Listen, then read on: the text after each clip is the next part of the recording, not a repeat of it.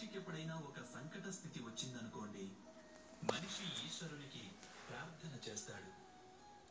ఈశ్వరుణ్ణి ప్రార్థించి యాచిస్తాడు తన ఈ సంకట స్థితి నుంచి బయటపడాలని. కానీ ఈ ప్రార్థన యొక్క వాస్తవ రూపం ఏమిటి? ఇది మనం ఎప్పుడైనా ఆలోచించామా?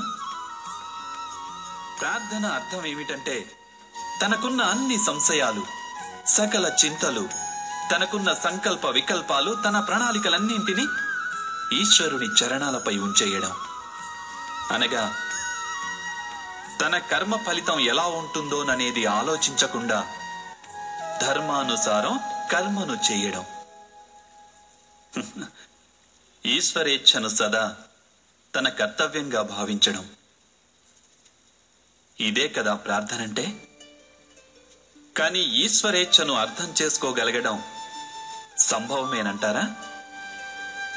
అదేమిటో మన కర్మ ఫలితాలను బట్టి సర్వదా ప్రకటితమవుతూనే ఉంటుంది. అయితే ఒకవేళ ఎవరైనా కర్మనే త్యజించాలనుకుంటే అది ప్రార్థనేనంటారా? వాస్తవానికి కర్మాచరణే జీవితం. ఫలితం పట్ల వ్యామోహం లేకుండా ఉండటమే సరి అయిన ప్రార్థన. కాని ప్రార్థన కర్మను భారంగా మార్చేస్తే, మనిషిని ఏ కార్యము చెయ్యనీయకుంటే అది ప్రార్థన అంటారా లేక పరాజయమా? మీరే ఆలోచించండి.